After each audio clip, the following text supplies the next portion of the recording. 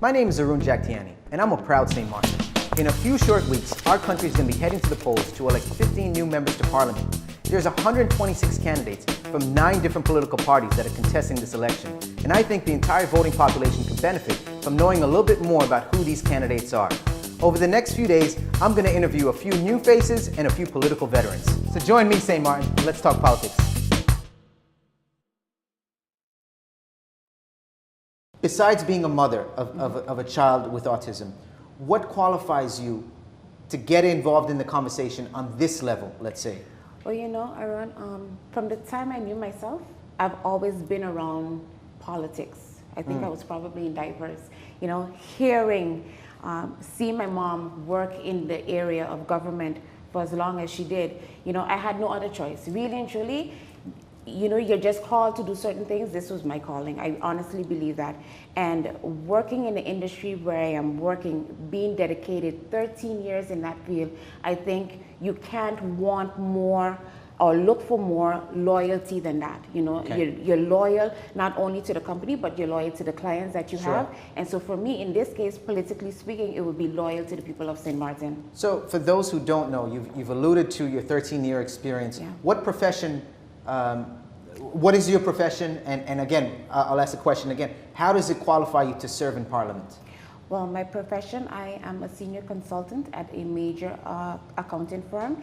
And to serve in Parliament, when you look at, you have 15 members in Parliament currently, and everyone is trying to get that seat right now, this election, you know, and you say to yourself, when you look at the persons and you see all who are there, especially my leader who is really fighting tirelessly to make a difference here in St. Martin, you say she can't do it alone. And so for me, it's about my dedication, the different organizations that I'm proudly a part of, wanting to make that difference for St. Martin. And I can name a few.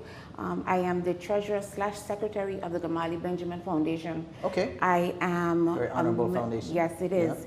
I am also a member of the Peridot Foundation, domestic related, and I am also a member of the St. Martin Development Fund Foundation. So for me, it's about what I am dedicating to the people of St. Martin through those mediums, and also wanting to make a change based on the different projects that I'm looking forward to where legislation is concerned in Parliament. So why the Democratic Party? As we mentioned just now, there's 9 different political parties, some new and some established, such as the DP.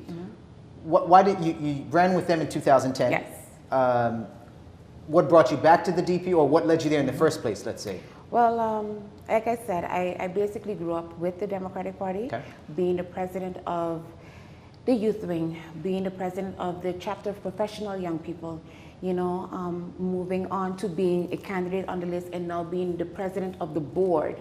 For me, going on the Democratic Party list meant going with an experienced team. And what we need to understand is that while a lot of people are saying we need new blood, we need new faces in there, we, from the Democratic Party, at least the younger candidates, believe that we believe in you can't run before you walk, and you have to learn from someone who wasn't there. And so while some people will say, yeah, but they're fixed in their ways, yeah, these new candidates coming with experience, coming with knowledge and different ways of viewing things can probably change the views of those who have been sitting there, but we need to have the know-how. And so for that reason, there was no other party for me to be with than the Democratic Party. Okay.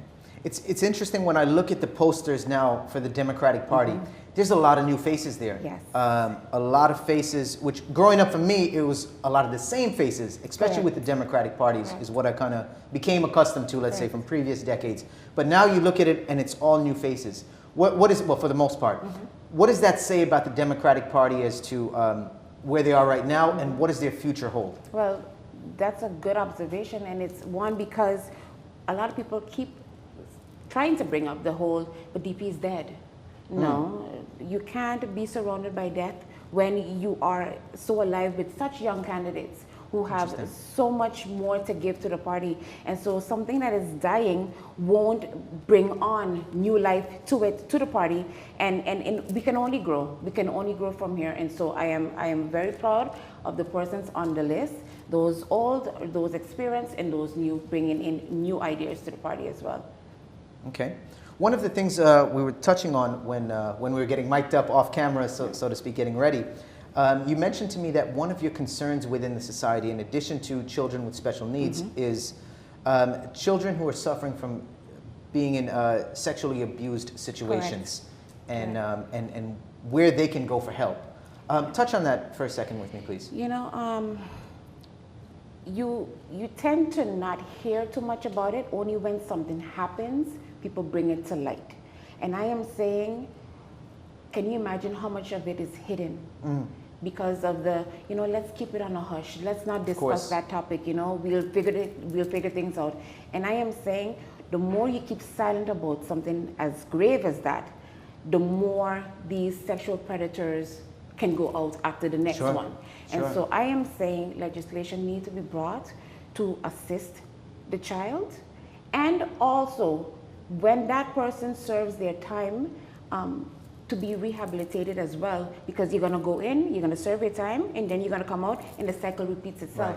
So what are you doing to curtail these events from ever happening again? Okay. So part of your involvement or getting involved would be to see some kind of legislation and also, let's say, a reform within the prison system, so that we can better integrate these inmates when they come back out.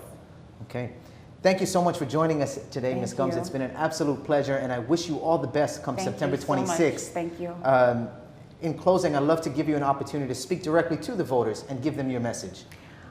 You know, we have a situation where we're out campaigning, and while out, we're hearing a lot of people say, you know, we're not voting, and I can understand. Trust me, I do get the reason why a lot of people are disgruntled by how things are going in government, but I can only ask to let your voices be heard, and by doing that is to come out on September 26th and vote.